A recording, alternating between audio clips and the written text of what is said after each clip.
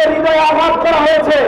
আমরা 2টা মাস ধরে ডক্টর জাকির নায়েকের সাথে আমরা মালয়েশিয়ায় দেখা করেছি। আমরা সেখানে কথা বলেছি।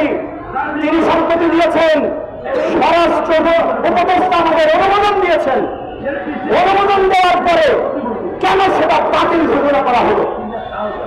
এজন্য বাতিল যেহেতু ঘোষণা করা হয়েছে ভারতের প্রেসক্রিপশনে, তবে খুনি হাসিনাকে ভারত থেকে বাংলাদেশে ফাঁসির কাস্টে ঝোলানোর জন্য ফেরত চাইতে হবে, বলতে হবে। এটা এবং সেটা প্রধান উপদেষ্টা এবং স্বরাষ্ট্র উপদেষ্টাকে বলতে হবে যে খুনি হাসিনাকে ফেরত দাও। এটা হচ্ছে প্রথম বক্তব্য। 2, সারাবি অ্যাসোসিয়েশন বাংলাদেশ সরকারকে উদাত্ত আহ্বান জানাচ্ছে, আপনারা যদি সেটা বলতে না পারেন তাহলে ডক্টর জাকির নায়েকের 28 নভেম্বর যে প্রোগ্রাম ছিল সেই প্রোগ্রামটাকে বহাল রাখতে হবে। এবং আমরা আজকে ডক্টর জাকির নায়েককে ফোন করে নিশ্চিত করতে চাই যে বাংলাদেশ সরকার ভারতের নতজানু নীতিতে বিশ্বাস না করে স্বাধীন সার্বভৌম রাষ্ট্রে ডক্টর জাকির নায়েককে দিয়ে প্রোগ্রাম করাবে। বাংলাদেশ কোন শক্তিকে, কোন পরাশক্তির মিথ্যামূলক পরাশক্তিকে বাংলাদেশ ভয় করে না, এবং সন্ত্রাসী পরাশক্তি ভারতকে বাংলাদেশ ভয় করে না। এটা আমাদের পরিষ্কার ভাষায় জানাতে হবে আমাদের উপদেষ্টা, প্রধান উপদেষ্টা এবং স্বরাষ্ট্র উপদেষ্টাকে। 2, 3 নম্বর হল ডক্টর জাকির নায়েক বাংলাদেশের 1 মাসের অনুমোদন দিয়েছিল, কিন্তু 1 মাস দরকার নাই। আমরা বলতে চাই 3 দিনের জন্য অনুমতি দিয়ে, 3 দফা আমাদের বক্তব্য, 3 দিনের জন্য হলেও অনুমোদন দিয়ে ভারতের নতজানু নীতিতে বিশ্বাস করলাম, এই প্রমাণ 18 কোটি মানুষের পক্ষ থেকে আমি ডক্টর ইউনূস এবং স্বরাষ্ট্র উপদেষ্টা, প্রধান উপদেষ্টা, মাননীয় প্রধান উপদেষ্টা তার কাছে আমরা উদাত্ত আহ্বান জানাচ্ছি। আমরা 3 নম্বর 4, সালাফি অ্যাসোসিয়েশন বাংলাদেশ 18 কোটি জনগণের পক্ষ থেকে আমাদের 3য় দফা 4র্থ নসিহত হল ডক্টর জাকির নায়েককে বাংলাদেশের সম্মানসূচক নাগরিকত্ব দিয়ে বাংলাদেশে আনতে হবে। আপনি প্রধান উপদেষ্টা ডক্টর জাকির নায়েককে মালয়েশিয়া নাগরিকত্ব দিয়েছে। পৃথিবীর 9টা রাষ্ট্র ডক্টর জাকির নায়েককে অনুমোদন দিয়েছে রাষ্ট্রীয় নাগরিক হিসাবে, তাদের নাগরিক হিসাবে। পৃথিবীর 2য় বৃহত্তম মুসলিম সংখ্যাগরিষ্ঠ রাষ্ট্র হিসাবে বাংলাদেশ থেকেই ডক্টর জাকির নায়েকের নাগরিকত্ব দেওয়ার মাধ্যমে ডক্টর জাকির নায়েককে বাংলাদেশে আনতে হবে। এটা হচ্ছে আমাদের 4র্থ নির্দেশনা আমাদের স্বরাষ্ট্র উপদেষ্টা এবং প্রধান উপদেষ্টা বরাবর।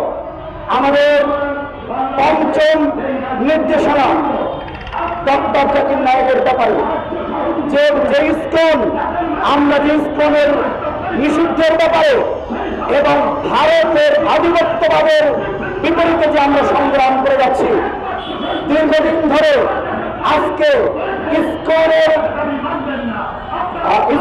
ইশারায় এবং ভারতের ইশারায় যেহেতু ডক্টর জাকির নায়েকের আন্দোলন নিষিদ্ধ করা হয়েছে, তাহলে ইসকনকে অনতিবিলম্বে নিষিদ্ধ ঘোষণা করতে হবে।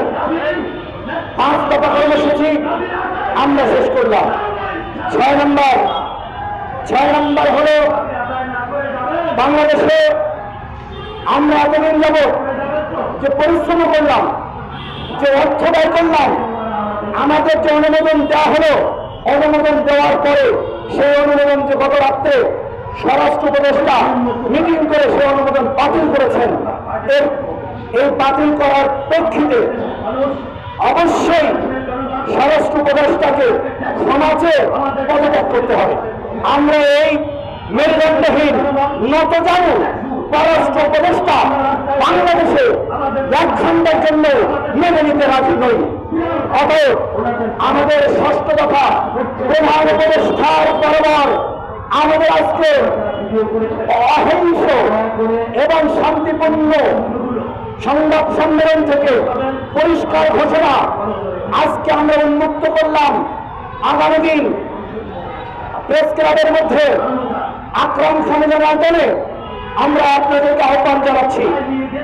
আমরা এরপরে আমাদের অ্যাসোসিয়েশনের ওয়েবসাইট পেজ থেকে আমরা ঘোষণা করব, সেখানে আপনারা আসবেন ইনশাআল্লাহ।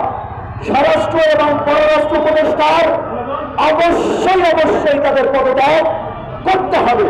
এই পদত্যাগের জন্য আমরা নসিহত করছি প্রধান উপদেষ্টাকে, উপদেষ্টা প্যানেলকে। যদি এই দুই মেরুদণ্ডহীন উপদেষ্টা পদত্যাগ না করে, তাহলে অবশ্যই আমরা বাংলাদেশের জনগণকে সঙ্গে নিয়ে, যেভাবে আমি কাজী ইউসুফ জাহান মহাসচিব সালাফি অ্যাসোসিয়েশন বাংলাদেশ যেভাবে জুলাই আগস্টে হাসিনার পতনের আন্দোলনে সম্মুখ সমরের নেতৃত্ব দিয়েছিলাম, অবশ্যই প্রয়োজনে আবার এই সরকারকে সরিয়ে একটা ইসলামিক রেগুলেশনের জন্য, ইসলামিক বিপ্লবের জন্য সালাফি অ্যাসোসিয়েশন বাংলাদেশের নেতৃত্বে 18 কোটি বাংলাদেশ হয়তো ইনশাআল্লাহ তাদের সঙ্গে নিয়ে পথে নামতে বাধ্য হব আমরা। যদি এই দুই অধর্ম উপদেষ্টা, মেরুদণ্ডহীন কলেজ উপদেষ্টাকে বাংলার জমিন থেকে যদি তাদেরকে অপসারণ না করা হয় এবং তারা যদি পদত্যাগ না করে, অবশ্যই আজকে কিছুক্ষণ পরে আমরা এখনই ঢাকা বিশ্ববিদ্যালয়ের কর্মসূচিতে যাচ্ছি। এই জায়গার প্রেস ক্লাবের সামনে এই কর্মসূচি শেষ করে আমরা ঢাকা বিশ্ববিদ্যালয়ে চলে যাচ্ছি টিএসসি মোড়ে। সেখানে আমাদের ছাত্ররা একত্রিত হয়েছে, শিক্ষকরা একত্রিত হয়েছে। মূলত প্রেস ক্লাবের একেবারে সংক্ষিপ্ত নোটিশে আমরা এসেছি। এরপরে প্রেস ক্লাবের বড় নোটিশের ভিত্তিতে আমরা বড় কর্মসূচি ঘোষণা করব। আবার ভারতকে তুলে দেওয়ার হুমকি দেয় এই নিকৃষ্ট উগ্রবাদী ভারতের মোদী এবং মোদী সরকার, যাকে গুজরাটের নরপিশাচ বলা হয়, গুজরাটের কসাই বলা হয়। সেই কসাই যার শত্রু, ডক্টর জাকির নায়েকের কষের শত্রু, এই কষের যেহেতু শত্রু, বাংলাদেশের সে বন্ধু ডক্টর জাকির নায়েক। অতএব তাকে বাংলাদেশের জায়গা দিয়ে আমরা ভারতের উচিত জবাব দিতে পারতাম। সাংবাদিক বন্ধুরা, আমার শেষ বক্তব্য আজকে সেটা হচ্ছে আপনারা জানেন যে বাংলাদেশ একটা স্বাধীন সার্বভৌম রাষ্ট্র। আপনারা যদি এটা বিশ্বাস করেন, তাহলে ভারত যখন হুমকি দিয়েছিল তখন বিশ্বকে জানানো দিয়ে ডক্টর জাকির নায়েক যে একজন অহিংস মানুষ, শান্তিপূর্ণভাবে তিনি শান্তির সংগ্রাম ছড়িয়ে দেন, এটা বিশ্বব্যাপী জানিয়ে দিয়ে আমরা ভারতকে সমুচিত জবাব দিতে পারতাম। কিন্তু সেটা না দিয়ে আমরা যে মেরুদণ্ডহীন এবং নতজানু ভারতের কাছে, আমাদের সেটা আমরা প্রমাণ করে ফেললাম।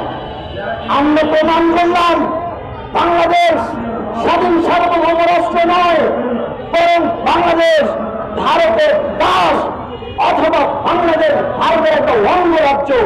হাসিনার সময় যেমন ভারতের ইশারায় চলত, তেমনি এখনো ভারতের ইশারায় বাংলাদেশ চলে।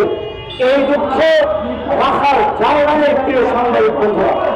অতএব আমরা আজকে পরিষ্কারভাবে ঘোষণা করতে চাই, সেটা হচ্ছে বাংলাদেশ সরকার যদি ভারতের প্রতি এই তুষ্ঠনীতি, ভারতের এই নতজানু নীতি ত্যাগ না করে, তাহলে এই সরকারকে বাংলাদেশের 18 কোটি জনগণ মেনে নেবে না। কারণ বাংলাদেশ সবসময়, বাংলাদেশের জনগণ সবসময় হলো বিপ্লবী জনগণ। বাংলাদেশ কোনদিন প্রভুত্ব মেনে নেয়নি। বাংলাদেশের জনগণ কোনদিন বাতিল শক্তির কাছে, যারা বাংলাদেশের ওপর দাদাগিরি চালাতে গিয়েছে, পাকিস্তানকে মেনে নেয়নি, ব্রিটিশকে মেনে নেয়নি, অবশেষে হাসিনাকে মেনে নেয়নি। অতএব যারা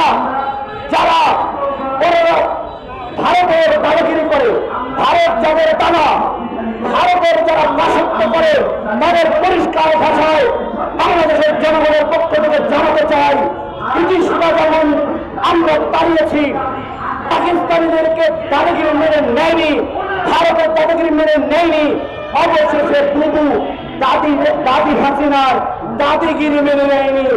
এখনো ইউনূস সরকার তোমাদের দাদাগিরি আমরা মেনে নেব না, ভারতের দাদাগিরি আমরা মেনে নেব না। অতএব পরিষ্কার ঘোষণা হলো, যদি যদি ডক্টর জাকির নায়েক আগমনের এই সিদ্ধান্ত আগমন কর্মসূচি বাতিলের সিদ্ধান্ত স্বরাষ্ট্র উপদেষ্টা সিদ্ধান্ত বাতিল না করে এখনই ঢাকা বিশ্ববিদ্যালয় থেকে যেভাবে জুলাই আন্দোলন শুরু করেছিলাম বিশ্ববিদ্যালয় থেকে, এখনই আমি ঢাকা বিশ্ববিদ্যালয়ে গিয়ে সেই চূড়ান্ত আন্দোলনের ডাক দিতে বাধ্য হব।